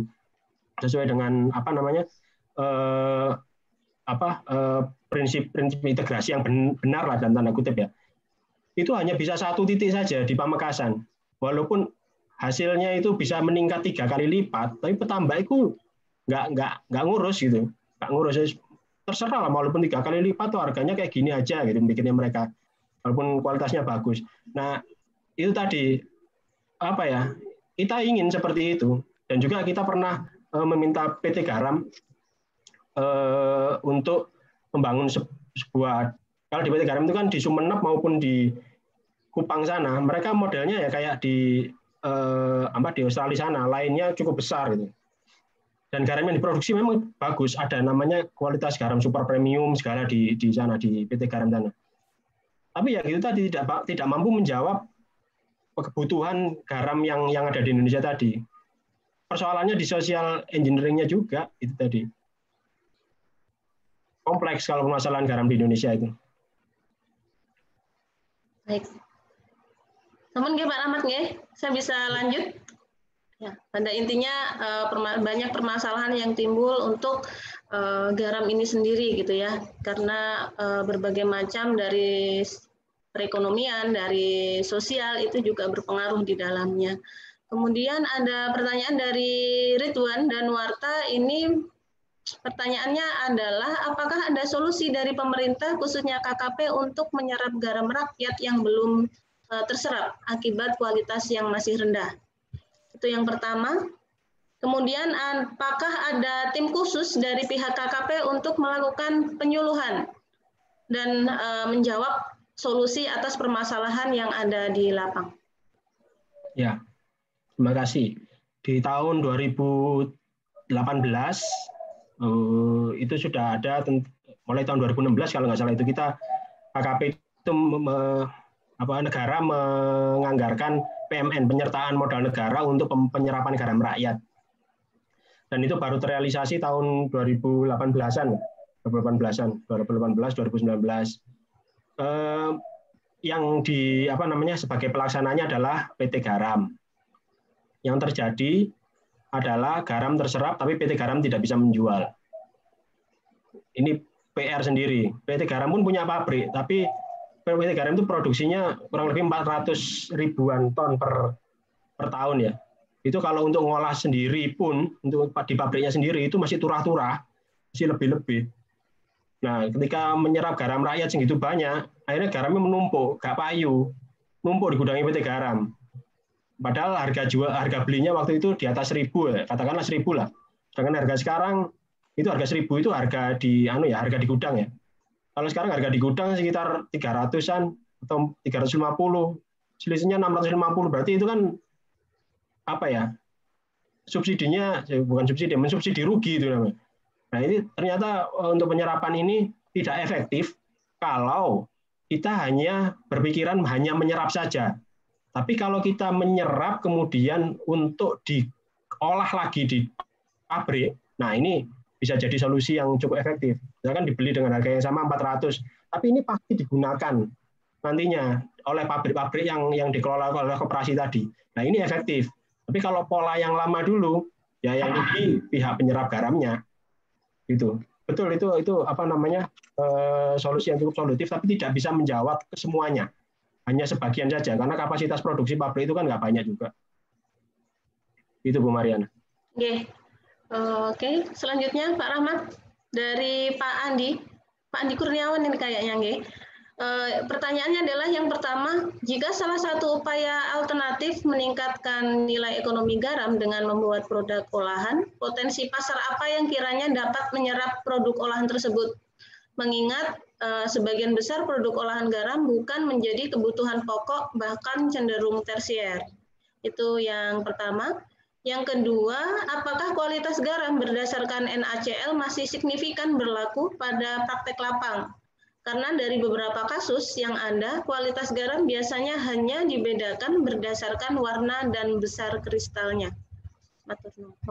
Ya, terima kasih Pak Andi Kurniawan. Ini sebenarnya ngetes ini kalau Pak Andi Kurniawan tanya seperti ini nih. Ngetes mahasiswanya. Jadi ini jawabannya sendiri Pak Andi sebenarnya sudah tahu sebenarnya ini. Jadi ceruk pasar di Indonesia ini masih sangat besar sebenarnya.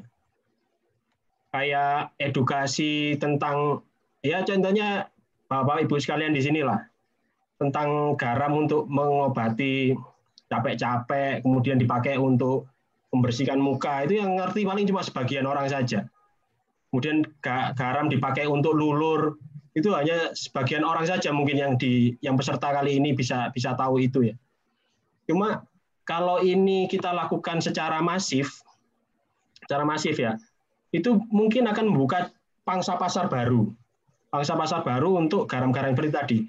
Di Jepang seperti yang saya contohkan tadi itu, Bang Andi juga dari sana juga, dari Jepang juga.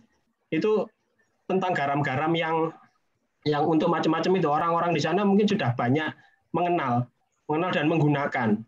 Nilainya pun juga cukup besar loh, cukup besar. Garam dicampur, garam jadi sampo, kemudian seperti yang saya tunjukkan tadi ya di rumah garam Ramasinta tadi itu, menurut saya sampai garam itu bisa dipakai untuk untuk vitalitas pria gitu itu ada. Garam itu isinya cuma 1 kilo, harga garam bahan bakunya itu cuma Rp400. Tapi jualnya tahu nggak itu jualnya itu Rp1 juta itu. Satu toples itu. Dan itu pasarnya ada. Itu yang ceruk pasar yang apa namanya yang perlu kita promosikan lebih kenceng ya. Ya memang kebutuhan tersier, tapi ketika itu tidak kita branding ya tidak akan bernilai apa-apa gitu. Kemudian yang kedua, apakah kualitas garam berdasarkan NaCl masih signifikan berlaku pada praktik lapang? Karena beberapa kasus yang kualitas garam biasanya hanya bedakan berdasarkan warna dan besar kristalnya ya. Sejauh ini pihak pembeli garam atau pengguna garam pada kenyataannya dia tidak melihat kandungan NaCl-nya. Jadi hanya melihat dari fisiknya saja. Ini putihnya kayak gini, berarti garam yang dibutuhkan oleh pabrik saya. Jadi pertanyaannya apakah signifikan penghitungan NaCl? Secara akademis signifikan, tapi secara pasar nggak signifikan. Karena ujung-ujungnya pengguna garam itu nggak lihat itu. Kira-kira dewe kalau garamnya modelnya kayak gini, ya yang kita butuhkan seperti ini. Dan juga masing-masing pihak pengguna garam itu dengan garam kualitas yang sama, itu dia bisa mengkategorikan KW yang berbeda, kualitas yang berbeda. Garamnya sama-sama bagus, misalkan putih gitu ya.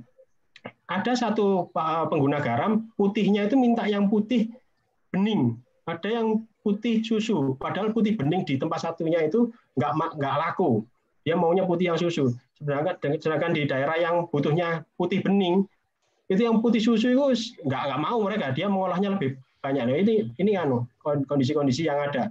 Jadi apakah signifikan bagian NaCl ini signifikan kalau di SNI atau untuk garam konsumsi saja. Kalau pada pengolahannya mereka bisa kok ternyata waktu tahun 2017 ditutup keran impor garamnya oleh Bu Susi saat itu. Garam sandal, nun sewu, itu bahasa kasarnya garam yang bekas, yang campur sandal itu yang di dalam gudang-gudang garam rakyat itu, yang coklat campur tanah itu.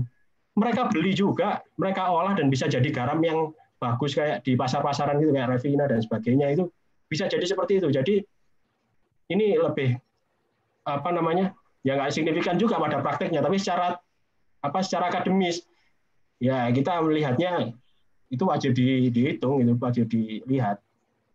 Gitu sih. Nggih, matur nuwun. Kemudian selanjutnya ada dari Helmi. Ini dari mahasiswa kewirausahaan. Dalam produksi garam rakyat saat ini kan sudah ada beberapa inovasi yang dilakukan seperti rumah tunnel, prisma, dan lain-lain. Dan seperti yang dijelaskan tadi, mempengaruhi kualitas garam. Nah, mengapa inovasi tersebut belum dapat diterapkan untuk semua petambak garam yang ada di Indonesia? Ya, baik. Terima kasih. Permasalahannya itu ujung-ujungnya ada di pasar ya. Jadi kayak seperti saya sebutkan tadi ya, tunnel, prisma itu hanya alat bantu untuk memproduksi garam. Di daerah-daerah yang daerah-daerah yang tidak memenuhi atau IKG-nya itu di bawah atau sangat tidak sesuai atau di bawah itu bisa menggunakan alternatif produksi yang lainnya. Cuma begini loh, kalau semua daerah itu memproduksi garam, umpamane, terus yang beli siapa? Ini jadi pertanyaan sendiri. Kayak orang itulah, kayak orang dulu sempat jualan pulsa itu ya. Semua tempat jualan pulsa semua. Terus yang tuku sopo. Ketika saat itu belum banyak orang menggunakan HP ya. Ketika sudah banyak pun itu semakin banyak semakin banyak counternya dan harganya semakin murah. Apakah itu yang akan diharapkan untuk pergaraman? Itu kan jadi pertanyaan tersendiri gitu. Ya memang kita perlu ada lokasi-lokasi penghasil garam yang lainnya nanti sebagai penyangga. Jadi tempat nggak harus dia memproduksi garam di situ, tapi dia bisa beli di daerah yang memproduksi garam. Karena memang contohnya aja ya, di Kabupaten Pati misalkan ya, dia memproduksi satu tahun itu 200 ribuan lebih lah garam di sana. Apakah orang Pati akan menghabiskan 200.000 ton garam itu? Ya, nggak signifikan juga. Sedangkan di industri-industri pengguna garam itu kan kebanyakan di Jawa Timur ya. Mereka untuk menghabiskan garam di Jawa Timur aja nggak cukup.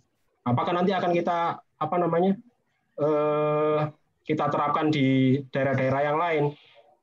Ya itu kembali tadi, apakah semuanya akan menjadi produsen? Tapi tidak sing tuku sopo gitu nantinya. Mungkin itu.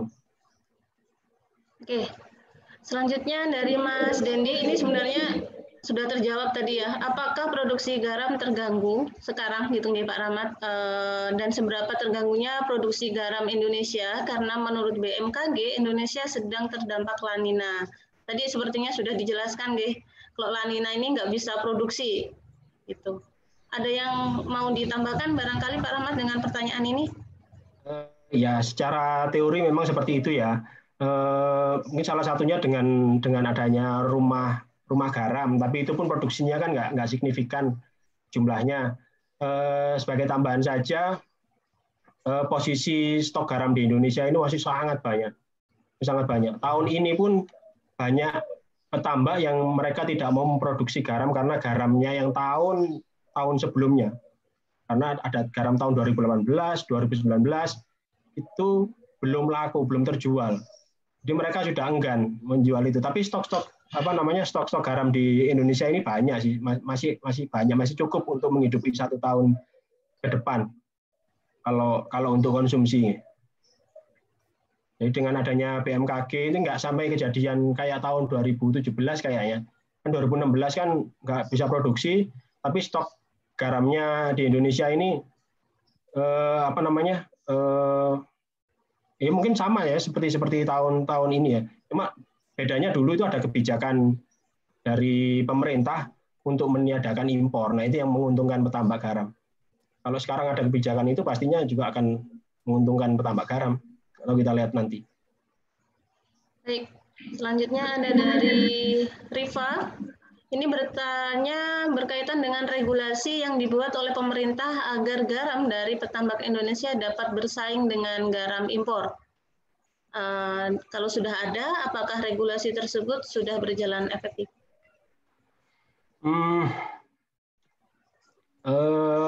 Saya akan menjawab sebagai mahasiswa pasca sarjana UB, bukan sebagai pengelola ekosistem laut dan perairan.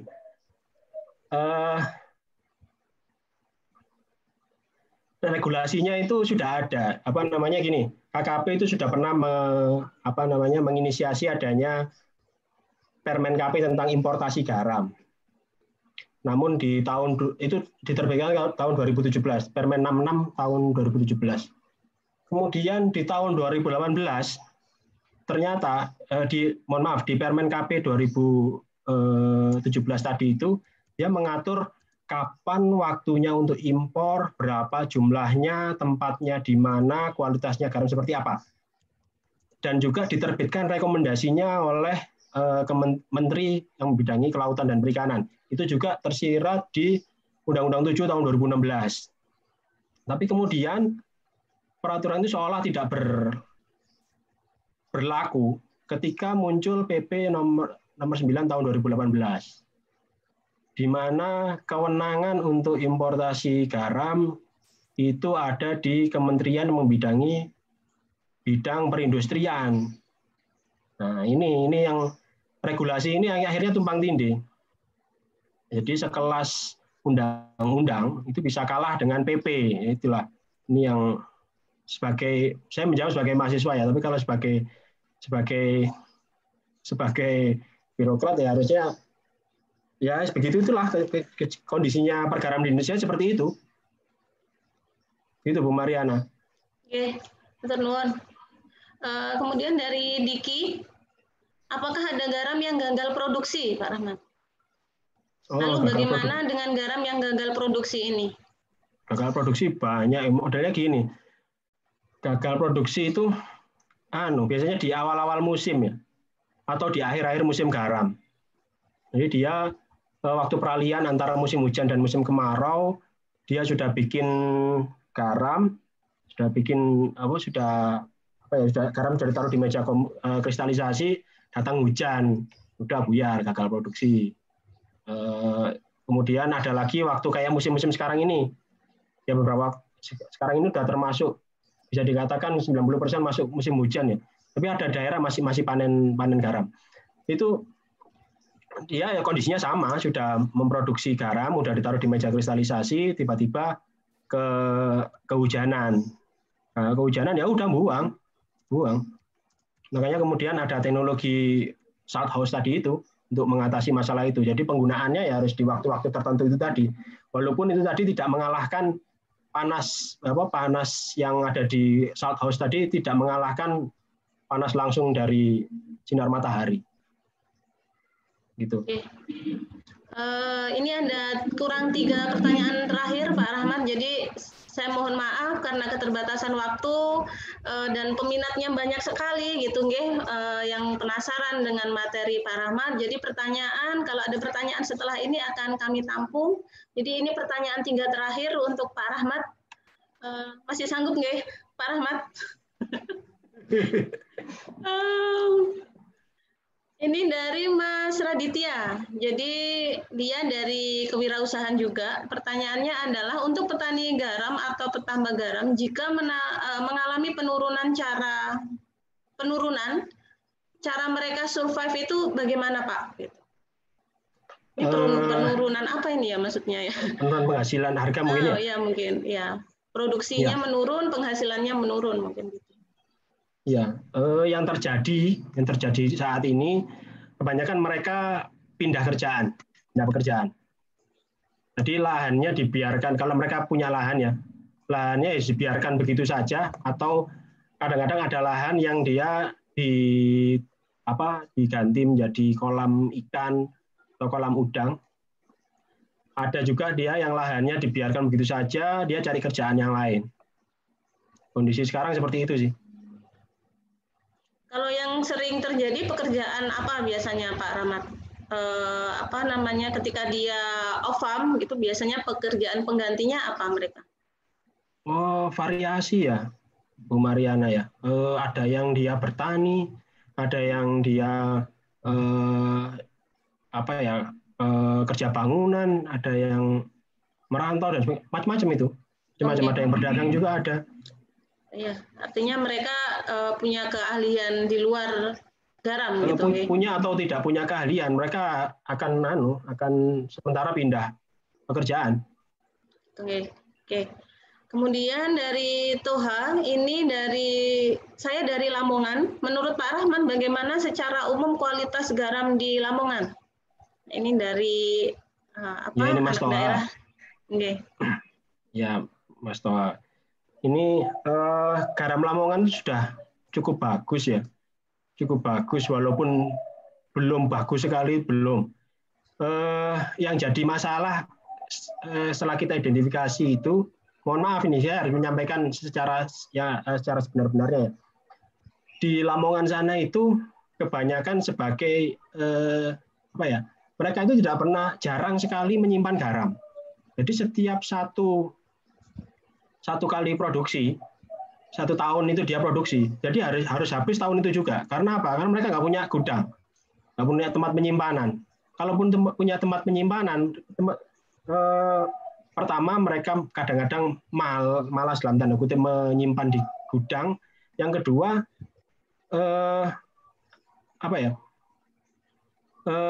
nggak efektif juga karena banyak di daerah tambak di Lamongan sana itu daerah-daerah banjir. Jadi tahun lalu kalau nggak salah itu sampai 600 ton yang saya tahu ya, termasuk garamnya Pak Arifin yang Prisma itu sebelahnya Gudang Garam Nasional itu kenyut itu hanyut terbawa air hujan.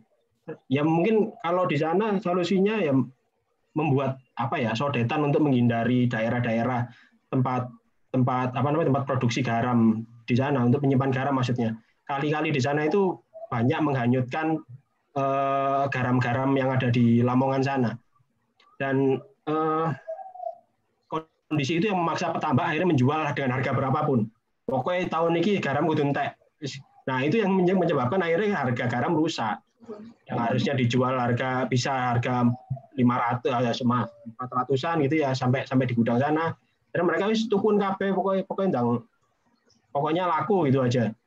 Karena memang kalau disimpan ya nggak ada nilai lebihnya lagi. Itu sih kalau menurut saya, pengamatan saya dari Lamongan. Oke, matur nuwun. Nah, ini pertanyaan terakhir dari Pak Rizky lagi, ini Pak Ahmad. Berkaitan dengan topik riset, apa saja yang dibutuhkan untuk pengembangan komoditas garam di Indonesia? Ya, kalau mau meriset tentang pergaraman ini kayaknya masih terbuka sangat luas, karena pembahasan atau kajian tentang garam ini hanya seputar itu saja. Misalnya mereka hanya membahas masalahnya dan solusinya hanya normatif kalau saya melihat. Beda dengan yang dilakukan oleh teman-teman UB yang selama ini pernah kita bekerja sama dengan kita. Mereka permasalahan produksi di musim hujan, ada solusinya seperti apa, kemudian metodenya seperti apa yang lebih baik, terus pengembangannya seperti apa.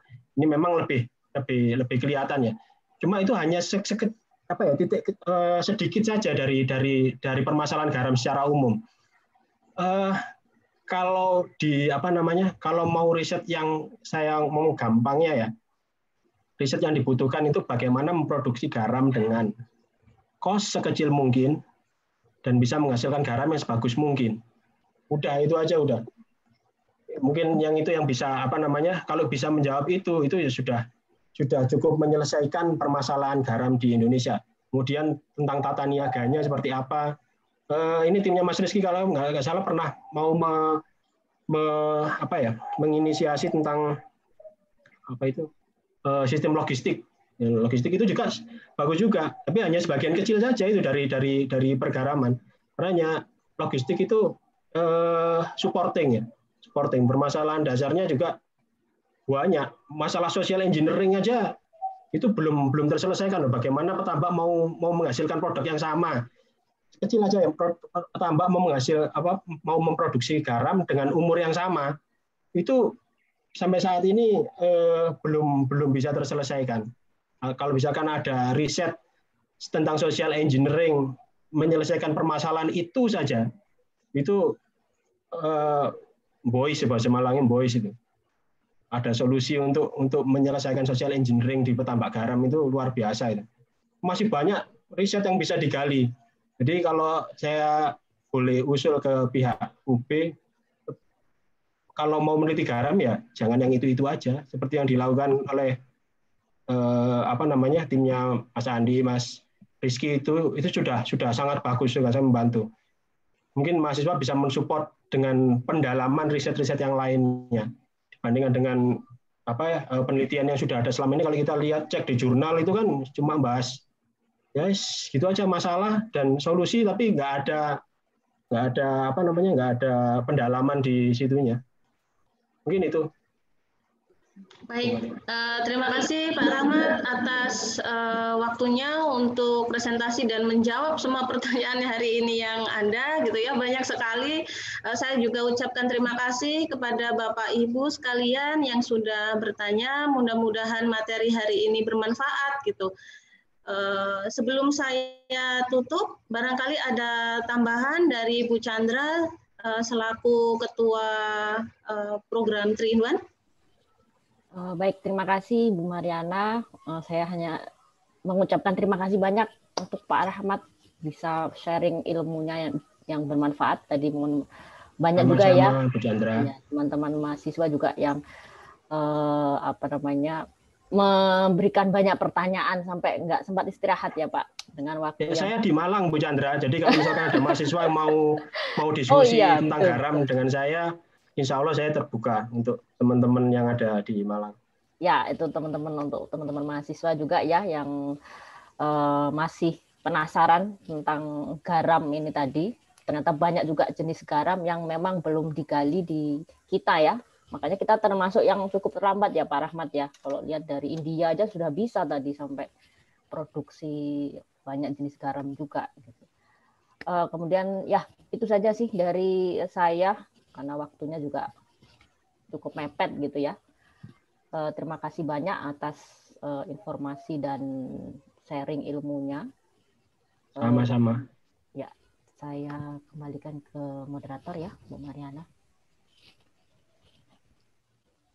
Ampun, Bu Chandra. Ampun, ya. Oh iya, Pak Rahmat ini memang ini ya dari kuliah dulu tuh memang udah aktivis juga, gitu. Kemudian asisten juga. Udah memang dari beliau kuliah itu sudah terkonsentrasi ya Pak ya, ininya ya sudah saya maunya seperti ini dan konsepnya ternyata sekarang malah garam yang di ini ya Pak ya, konsentrasinya yang di apa ini fokus di garam dan memang di Indonesia juga masih masalah terus ya, kemarin sampai beritanya impor terus kan ya. Ya, dan waktu kuliah nggak diajari tentang garam. Ya, dan kompleks banget Pak ya ternyata masalahnya itu, aduh sampai sekarang itu saya apresiasi sekali dengan KKP juga solusinya juga Universitas Brawijaya juga ya bekerja sama dengan Pak Rahmat untuk dengan universitas lain juga ya Pak ya ini ya kolaborasi untuk membangun Indonesia agar penggaraman Indonesia itu lebih maju lagi karena kita punya lahan kok masih kalah gitu ya produksi, ternyata banyak masalah-masalahnya ya. Itu aja Pak moderator, Bu Moderator, Bu Mariana. Saya kembalikan. Terima kasih. Baik, Bu Chandra, terima kasih atas tambahannya untuk hari ini. Jadi banyak sekali yang bisa saya ambil hari ini, banyak sekali hal atau permasalahan yang sangat kompleks yang berkaitan dengan garam di Indonesia gitu nih. Jadi kita sebenarnya punya peluang yang sangat besar, tapi kenapa masih belum bisa setara dengan daerah-daerah yang sumber dayanya di bawah kita gitu. Itu yang pertama. Kemudian mungkin dari sosial ekonomi sendiri banyak peluang usaha yang berkaitan dengan garam itu sendiri ya, bisa diversifikasi produk dan lain sebagainya. Akan tetapi itu memang belum banyak diketahui orang gitu. Jadi saya tahunya juga baru hari ini gitu Pak Rahmat. Jadi banyak sekali turunan garam yang bisa dimanfaatkan gitu. Garam pun banyak jenisnya gitu. Jadi yang saya tahu di otak saya garam ya cap kapal gitu kan, ternyata enggak gitu. Jadi banyak sekali turunan garam yang bisa dimanfaatkan sebenarnya. Jadi harapannya kita bisa bersinergi, bekerja sama untuk memberikan sumbangsih berkaitan dengan pengembangan garam di Indonesia gitu ya. Mudah-mudahan bisa membantu untuk materi hari ini. Terima kasih, sangat bermanfaat sekali. Dan pertanyaan terakhir Pak Rahmat, mohon maaf. Ini ada satu pertanyaan terakhir, Bu. Jangan lupa sesi fotonya gitu ya. Jadi saya berikan kesempatan kepada Bapak Ibu sekalian dan Pak Agus nanti yang akan fotonya gitu ya, lewat screenshot ya Pak Agus. Saya mohon yang berkenan untuk on kamera. Monggo saya persilahkan.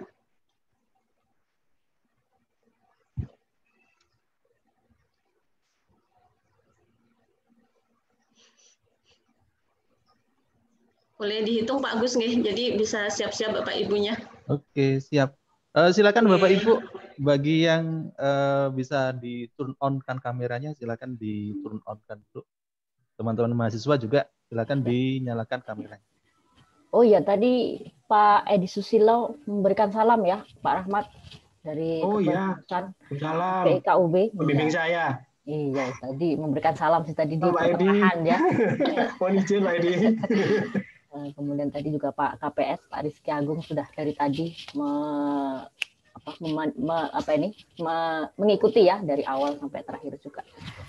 Baik, sudah Mas Agus, sudah siap? Oke, siap. Kita ada 6 slide di sini.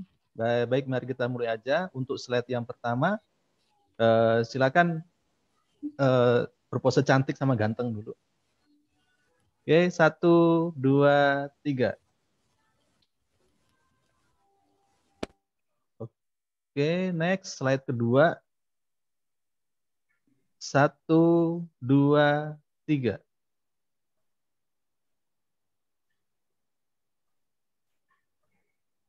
Baik, next slide ke-3.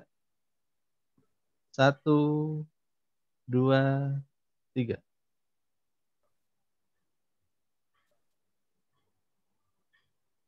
Next slide ke-4. 1, 2, 3.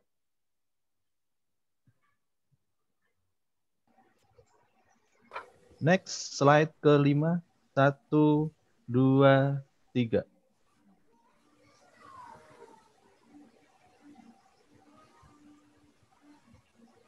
Terakhir slide ke-6. 1, 2, 3. Oke, baik, terima kasih. Baik, sudah cukup terakhir. Jadi kalau sudah ada sesi foto berarti sudah selesai acaranya gitu nggih. Jadi saya tutup untuk program 3-in-1 kali ini. Kami ucapkan terima kasih dan kepada panitia juga terima kasih sudah memberikan saya kesempatan untuk bergabung di materinya Pak Rahmat hari ini yang sangat menarik. Mudah-mudahan bermanfaat. Sampai ketemu lagi di program 3-in-1 selanjutnya. Tetap semangat, jaga kesehatan. Assalamualaikum warahmatullahi wabarakatuh. Waalaikumsalam warahmatullahi wabarakatuh. Terima kasih Pak Rahmat atas materinya. Terima kasih.